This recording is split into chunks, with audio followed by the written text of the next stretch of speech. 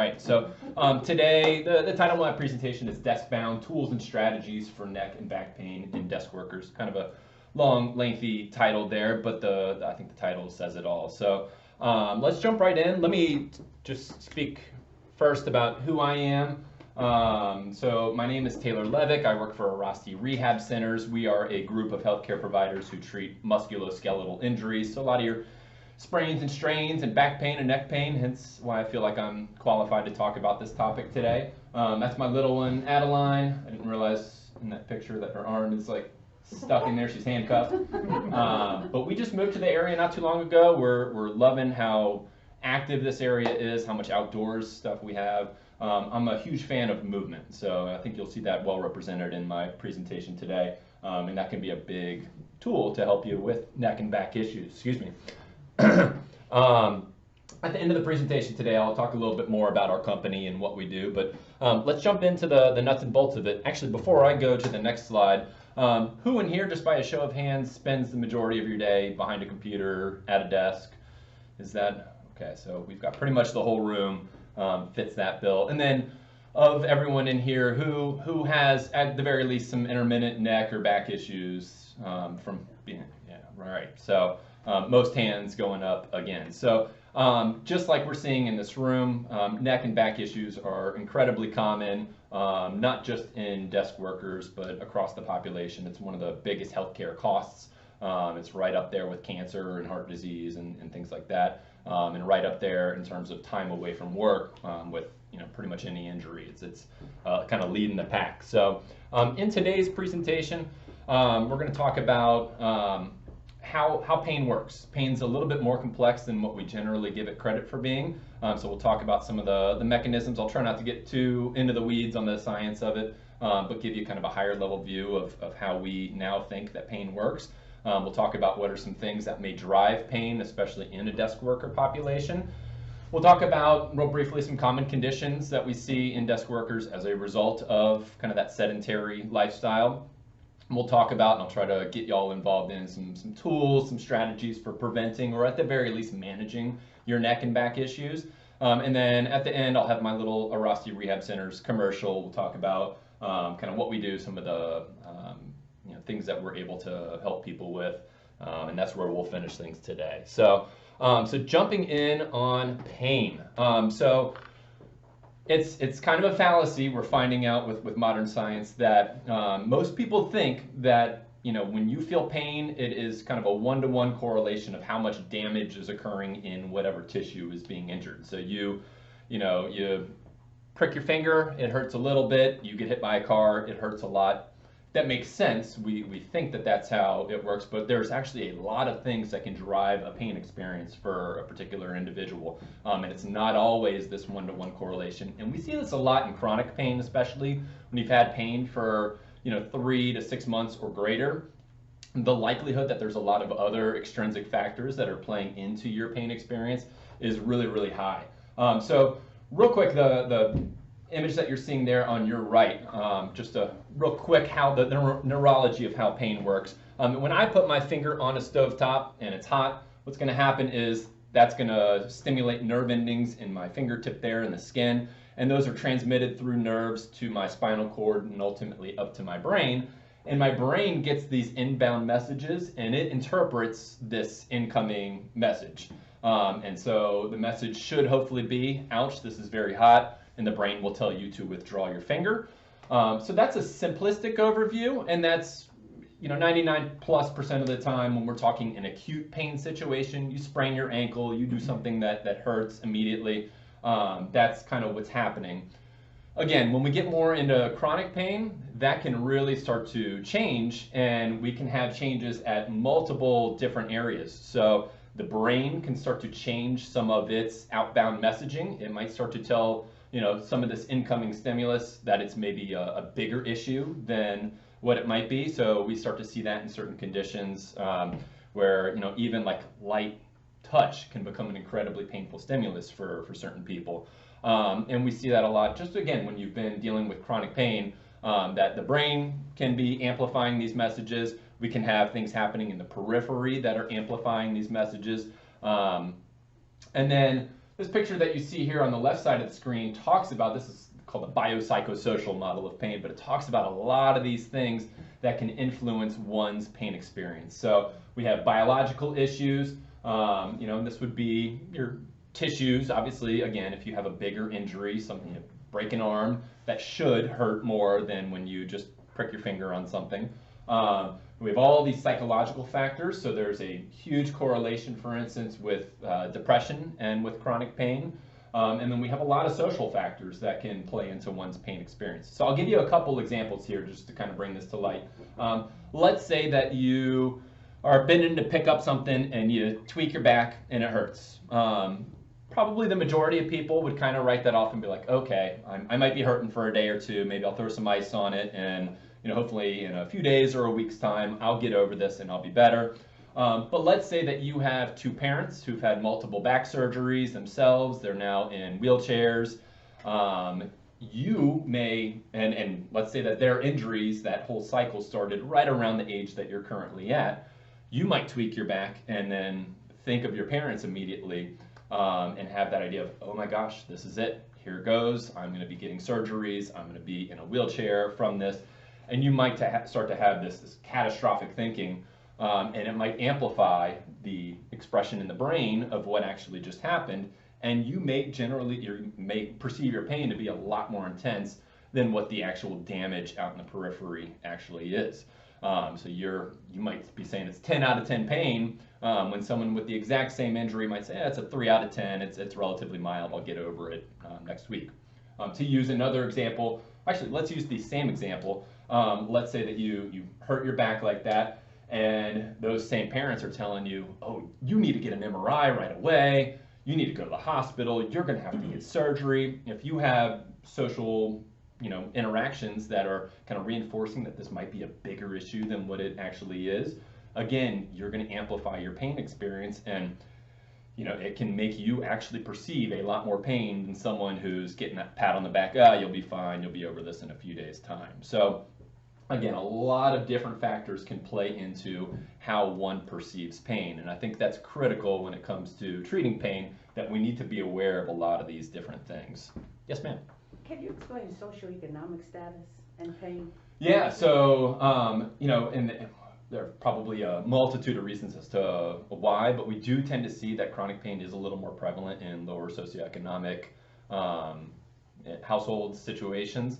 Some of that may be some of that, that same analogy that I used a minute ago, that maybe they're getting more of like, this is a big issue for you, or, we could also maybe say that in those same low socioeconomic households, that maybe anxiety and depression and things like that might be a little bit more prevalent. So it's just kind of a big cascade of, we know that food quality and things like that, you're a lot more apt to be eating a poor diet and all that if you're in a lower socioeconomic status. So we know that that can correlate with more chronic pain. I don't know that in and of itself is going to cause the pain, but I think it puts you in a more hospitable situation to foster a longer term pain experience. All right, so as it pertains to folks that are stuck behind a desk, let's talk about some kind of bigger picture things, and this will kind of pave the path for what can we be doing to get you hopefully feeling better. One of the biggest factors, I think, is just inadequate movement. We're sitting there, we're not moving, you're behind your computer like this, and sure, you may get up and you may walk over to the, get your water, and you go back to your desk, and you're back here again. And great, your legs moved a little bit, but none of these tissues here really got any movement. And so you're like that for 8 hours at work. You get in your car, you're like that. You go home and you're sitting on the couch, and this literally did not move the entire day. Exactly. So we're just in such an environment. I mean, think about it from an evolutionary standpoint. When in the history of mankind have we gone and sat somewhere and stared at something that was a foot in front of us for 8 hours and not moved? I mean, that just never has happened until maybe the past 50 or 60 years. So, so that lack of movement, a few bad things are happening there. One, think about you jam your finger in your car door, and after you say a few choice expletives, what are you going to do? You're going to shake your hand and okay, it doesn't hurt as long as I'm doing this, but then you stop shaking your hand and it's throbbing again. So we know there are mechanisms by which movement can kind of detract from that pain experience, and that's pain gate theory. Feel free to, and that's kind of what this is referring to here. If you want to Google that and learn more about that, go for it. But yeah, movement, and same thing with tactile touch. Those can temporarily override the expression of pain, or at least the outbound experience of pain from your brain. And that's where chiropractic adjustments, you're getting some movement into that joint, TENS units, that twitching that you're getting when you have that on there, that's basically the mechanism by which those things work. So here you are again at your desk for 8 to 10 hours, not moving, and going home and doing the same thing, not moving. You're getting this buildup. Your body wants this new, novel experience. It wants to feel some movement, some change of position, but you're just not giving it to it, and so you get this mounting up of that pain experience over the course of the day. So inadequate movement, huge. Kind of piggybacking on that, using the same bad posture here, all of these tissues back here are being tensioned when I'm in that position, so all of the blood vessels, the capillaries, and all that bring blood to those tissues are kind of being scrunched up. They can't get good, adequate blood flow to those areas, so you're not getting good oxygenated blood into those tissues. And similarly, you're not getting all the metabolic waste products out of that area. That can definitely add to that pain experience.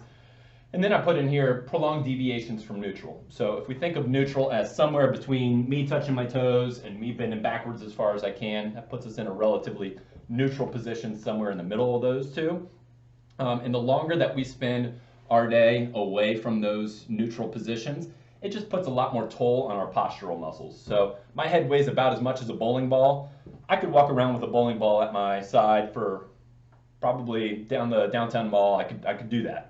But if you ask me to do that with my arm out like this, I'm not going to make it that far. My shoulder's going to be burning. Well, what's happening when we put our bowling ball heads out of the head of our body? We're putting a lot more postural toll on the muscles of our neck and back. So those prolonged deviations, we need to be aware of those things as well. Poor muscular endurance definitely plays a role. Let's use that, my bowling ball head.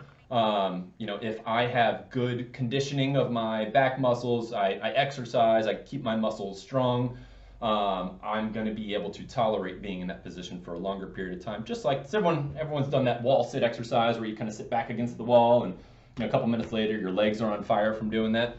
Well, if you're that person that does your squats and your lunges and you run and all that, and you've built good fitness in your legs, you are probably going to last in that exercise much longer than someone who's sedentary and doesn't put in the work. Well, same thing goes for all the postural muscles of your spine. So definitely building muscle endurance is key for fixing a lot of back and neck issues. Poor joint stability would be another thing. So, picture, use a hip or a shoulder joint here, a big ball into socket joint. If maybe some of the ligaments in the joint capsule, the things that help kind of hold that joint together, are overstretched or there's been an injury to them and we just don't have the same stability of that joint, your muscular system is going to have to rev up its tone to help kind of splint and hold that joint together for what those ligaments and other structures are unable to do. And we see a lot of times in spinal issues, neck and back issues, that instability can be a big driver of pain. All right, and I would be remiss if I didn't talk about systemic general health. A lot of, and this is by no means an exhaustive list, but obesity, diabetes, hypothyroidism, stress, lack of sleep, overuse of stimulants if you're that person drinking 2 pots of coffee a day, poor diet, poor fitness, etc. All those things that make you generally unhealthy can definitely add to your pain experience, because a lot of these things, not to make this too simplistic, but a lot of these things increase systemic inflammation in the body. And we all know that even though inflammation is a good thing acutely, when you sprain your ankle, you want some inflammation to help start to heal that injury. When inflammation goes awry and we've got it going way too strong through our body, that can definitely feed into a whole lot of bad things, including someone's pain experience. So a big part of getting over pain is, unfortunately, it's not an easy thing to do, but it's getting healthy. That's a big thing that we need to focus on. This one might be a little bit new to hopefully at least some of y'all. So faulty breathing mechanics. So everyone in here is obviously breathing, otherwise you wouldn't be here today. But there are different ways that we can pull air into our lungs to oxygenate our bodies.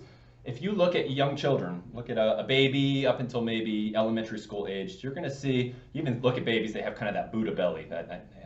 Even though they're lean, they have a kind of bigger belly. And that's because they are breathing with their belly. They're using their diaphragm muscle real efficiently, and they're getting a lot of expansion through the abdomen. Now, maybe for social reasons, you've gone to the beach enough times and try to kind of keep it all in, or what have you. You're modeling folks around you. A lot of people start to breathe too much into their neck and shoulders. You see, I ask people a lot of times in my office just to take a deep breath in, and I see a lot of this. And their neck muscles are, just bulging out as they're doing it. And so they are using way too much of these accessory respiratory muscles as opposed to using that diaphragm and belly breathing. Think how you breathe when you're stressed out. You get right here. So when you breathe that way, it can tend to foster anxiety, and it's a chicken or egg situation. Anxiety can also start to create these types of respiratory patterns. So now you are stressed out and you're breathing like this all the time, and then you go sit at your desk and you're here and you're not moving. That can definitely have a feed-forward effect and create a bigger pain experience for someone. So for a lot of people, just changing the way that you're breathing, learning how to breathe through your belly, and going back to that chicken or egg analogy there, breathing through your belly, there's a reason that in meditation, in yoga, in Tai Chi, and all these things that they've identified that breathing through the abdomen is such a central tenet in a lot of those things, because they've found out that it downregulates stress levels, that it's able to kind of lower you back down a little bit, and so that can be really helpful for pain. And then last kind of higher level topic as it pertains to what might be driving someone's pain experience in the desk population. These are what we call cross syndromes. So you're probably not going to go to your doctor's office and be diagnosed with a cross syndrome, but this is kind of a functional diagnosis, as we like to refer to it as. So the picture here on the left is upper cross syndrome, and essentially all this is your forward shoulders, forward head posture. And what they've identified with that is that the pectoral muscles in the front are too short and stiff. The muscles in the back of the neck are too short and stiff. And then conversely, the muscles in the front of your neck are not strong enough. They're weak, they're poor endurance. And same thing with the muscles in the upper back to pull you back there. So it's kind of this imbalance that we see in our muscular system, where certain muscles are too short and stiff and tight, and then conversely other muscles are not strong enough. And that helps drive our exercise prescription, right? So if we know that you're too tight through the front, we might want to have you doing some stretching to help with that. If we know that you're too weak in your back muscles, maybe you're doing some strengthening exercises for your back muscles to help fix that upper cross syndrome. And one other thing I'll point out with this upper cross syndrome, just because something feels tight doesn't mean that it needs to be stretched. So if I go back to this upper cross syndrome, these muscles back here are overstretched. They are going to feel tight. It's just like if I took a guitar string and I tensioned that guitar string is actually overstretched. There's so much tension because it's being stretched. And so while it might feel good to stretch that area out for a little bit of time, you're probably actually feeding into the issue more than you're actually solving it. I'm doing it all wrong. Hopefully, yeah. So hopefully you get something out of this presentation. That might be one of those things. So the picture here on your right is lower cross syndrome. So what that's showing is that the hip flexor muscles, the muscles here in the front portions of the hip, are short and stiff. I mean, think if you're sitting at a desk and your legs are in this position all day long, that these muscles, just like my jeans, are kind of getting bunched up. Over time, those muscles start to get short and stiff, and so they pull the pelvis downward. And our response to that is to use our back muscles to pull us back out. And so we have too much shortness here, too much shortness in these muscles, and then conversely, not enough strength in the abdominals, not enough strength in the gluteals, which would help to kind of counter, set that back to a neutral position. So again, that could drive your exercise prescription. We're stretching the hip flexor muscles. We're doing some strengthening for the glutes and for the core, and that might help with someone with a lower cross syndrome type presentation. So I know we're going to set aside the Q&A for kind of at the end of the presentation, but did I leave anyone in the dust here with any of these? No? All right. So any of these issues that I've been talking about, kind of the underlying root causes, may then manifest in some of these things that you might get diagnosed by your doctor as having.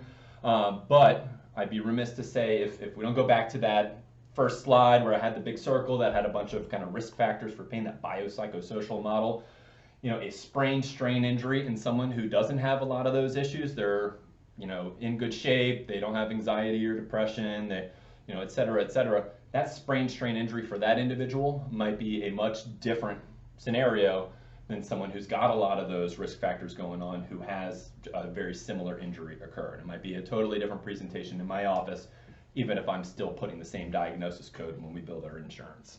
So by no means an exhaustive list there, but some things you might see diagnosed as in desk workers. All right, so let's start to talk about what can we do, if not to prevent it, and if not to fix it, at least to manage symptoms. Probably the best thing you can do if you're having back and neck issues and you work behind a desk is to get a new job where you don't work behind a desk all day long. But I know that that's probably not realistic for the vast majority of people. So I'll try to give you as many tools and strategies to help you while you are desk bound. The first thing I want to say is beware of the snake oil salesman. This is a multi-billion-dollar industry. Pain afflicts a whole lot of people, and there's a whole lot of solutions out there. Most of them are probably going to drain your wallet, and that's about the best they're going to do for you. So be aware of that. If something sounds too good to be true, just like I showed in that big circle with all those risk factors, pain is multifactorial, it's complex. If someone's promising you an answer and it just seems way too simple and way too good to be true, it probably is. So some different strategies if you're hurting right now. You're sitting at your, you're sitting at your desk. That neck pain is just starting to mount and it's getting worse the longer that you're sitting there. What are some things that you can do immediately? Now, I have two columns here. You see on the left-hand column are some provider-rendered strategies. So these are things that you need to go to, if not a doctor's office, a massage therapist's office. You've got to go somewhere and someone has to do something for you in this column. And there's a time and a place for all of these things. So don't think that I'm poo-pooing these things by any means. But the more that we can hang out in the column on the right, the more that we're empowered with self-driven strategies, tools that we have in our own toolbox to manage our symptoms, the less reliant that we have to be on healthcare providers to do things for us. That's better especially for chronic pain. That's where you want to be spending the majority of your time. So again, not saying that going and getting adjusted by your chiropractor is a bad thing, but if you've been doing that 3 times a week for the last decade, you might want to start to rethink what you're doing a little bit. I mean, that costs a lot of money, that's a lot of time away from work, and it's going to leave you helpless because, that doctor can't follow you around and crack your neck, anytime that you're feeling your pain. So again, we want to spend more time in that column on the right. Obviously, some of these things are a little bit outside of my scope or my wheelhouse. We've all taken over-the-counter medications. I'm sure everyone in here has taken ibuprofen at some point. I don't want to spend too much time talking about every single one of these, but the things that I've italicized there, the self-massage, movement snacks, which I'll define in a second, and changing positions, which sounds just as simple as it is, are some things that I'll focus on for the next couple minutes. And this is where y'all are going to get active. So I want everyone go ahead and stand on up.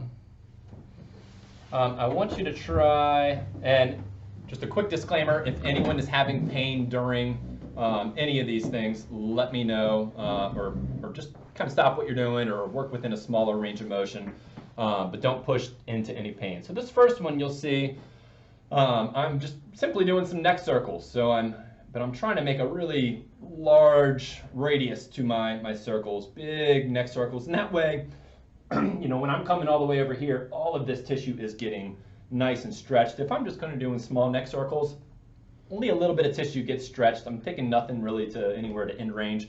So we want to get, it's a bigger, louder message to send to your brain with the bigger amplitude movements. So everyone go ahead and try that. Bring your chin into your chest, and you're just going to make a big circle. Think like you're drawing a circle with your nose, and you want that circle to be as big as you possibly can. And you can try going clockwise, you can try going counterclockwise when you do it.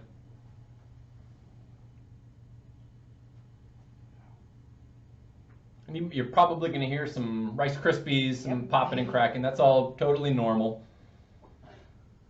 You can play some music while you're doing it so that you don't hear all the Rice Krispies, but that does not mean that you've got a broken spine or anything like that. It's a totally normal thing to hear some popping and cracking as you're doing it.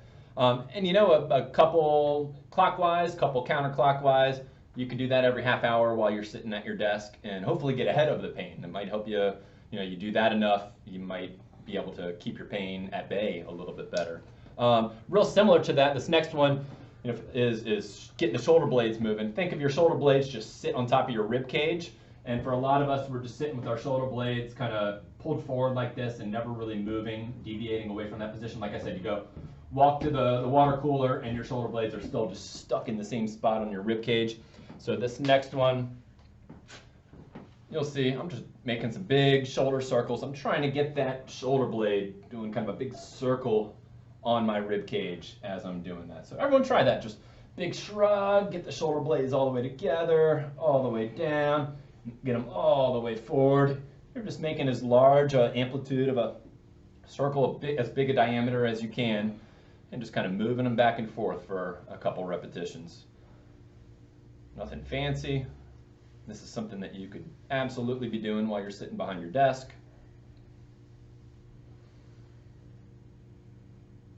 And you'll, again, probably get some popping and cracking. You're going to hear some things moving. Nothing to be alarmed about there. Obviously, if you have some sharp pain while you're doing it, then be a little cautious with that. But most folks won't have any big sharp pain with that. And again, handful of reps of those, maybe every half hour or so while you're sitting at your computer. Real easy strategy that you can employ. I'll give you one more little movement snack.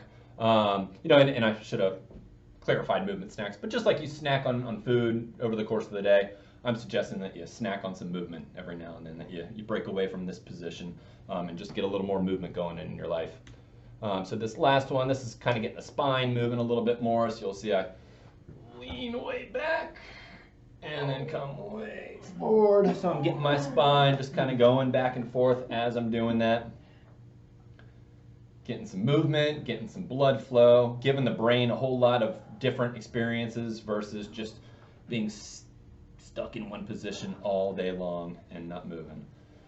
So those are movement snacks. This is something that we teach our patients all the time, just quick little ways to break away from being in one position throughout the day.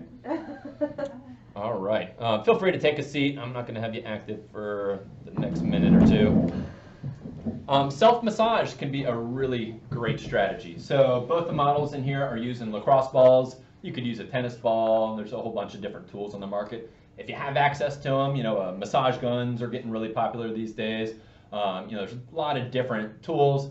They really all do essentially the same thing. It's just some are easier to work certain areas than others. But you can see the model here is just sitting back against the wall with a lacrosse ball in her back muscles, and she's just kind of rolling up and down the wall. That ball's digging in there and kind of rubbing her muscles.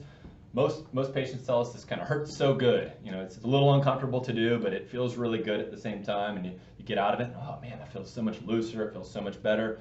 So again, a handful of times throughout the day, if your back tends to be a problem for you, get up, get on that ball, work it, and maybe again you can get a jump ahead of your pain before it really mounts up and becomes a big problem. And she's doing very similar here, but working the muscles more closer to the top portion of the upper back between the shoulder blades, an area that a lot of people tend to hold tension. Again, a couple times a day, great little strategy just to get some blood flow and get things moving. Should you push in hard when you're doing it?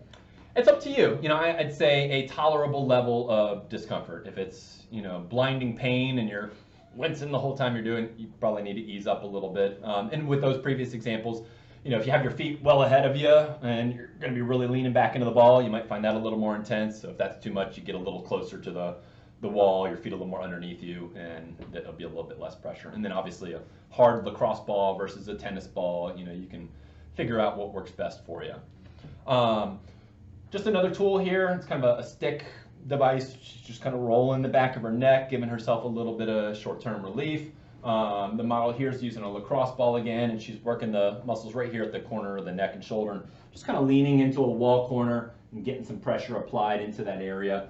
Again, another great self-massage strategy to alleviate a lot of tension that you get here.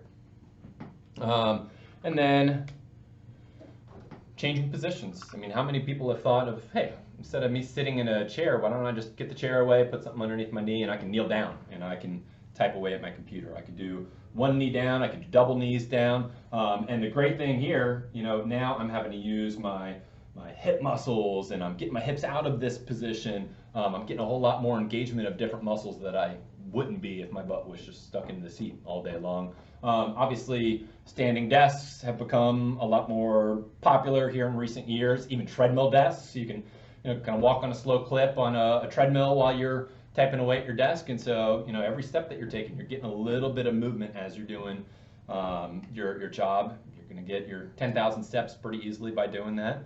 And it's a great way, again, to just ensure that we're getting some movement infused into our day.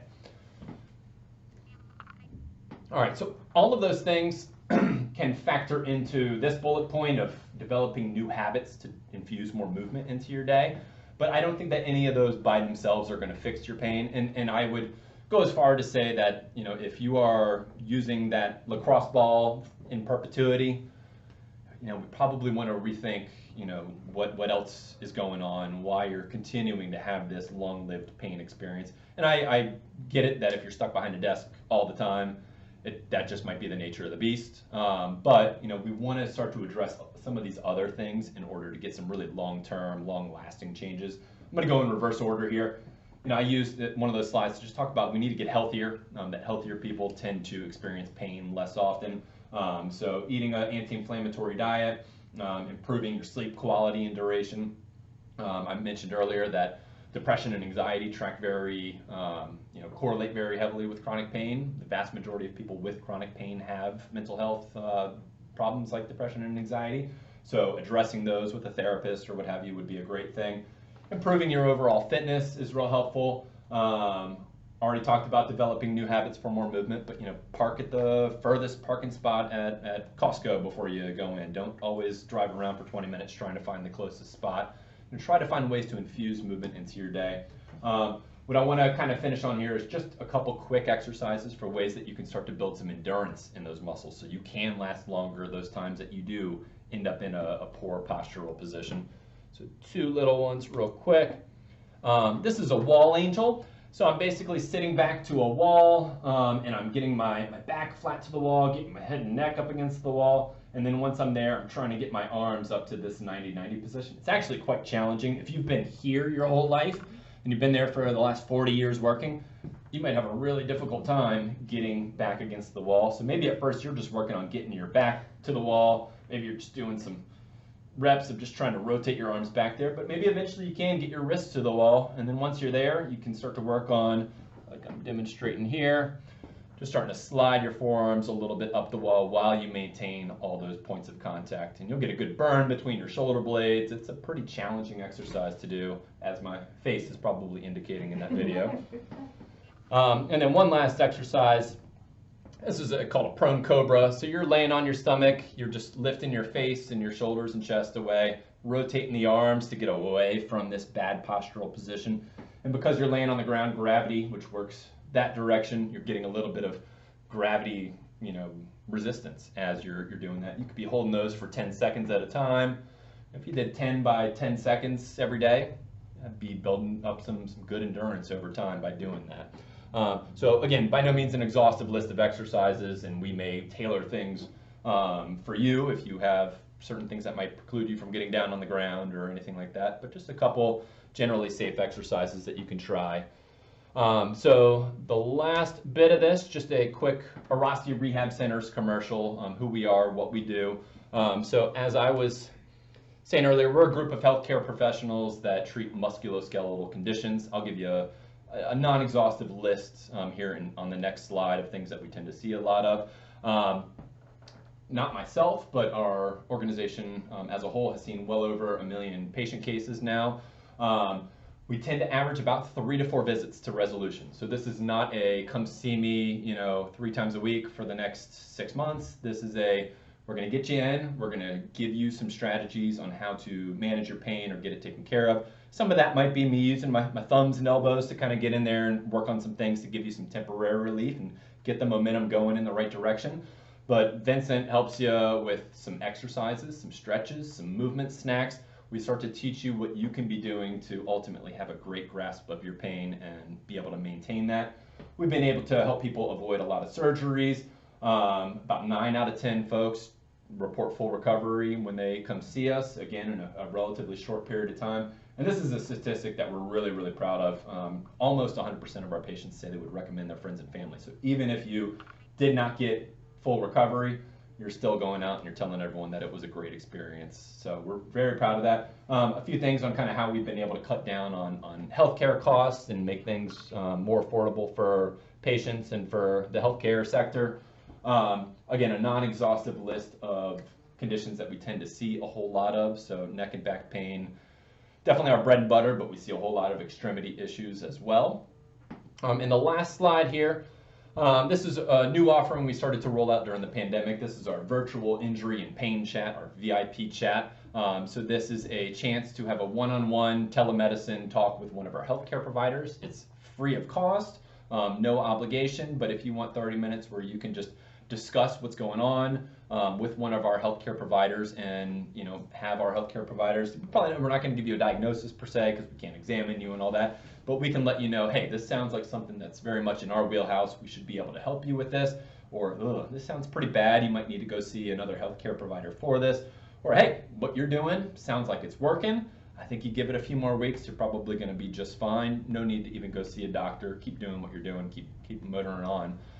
So that's a offering there. I have that little QR code. Maybe we can get that out on the web too, but you can use your phone and that'll pull it right up. You can schedule it over your phone. So nice and easy. You don't have to leave home for that. So that is my presentation. I appreciate y'all hearing me through that.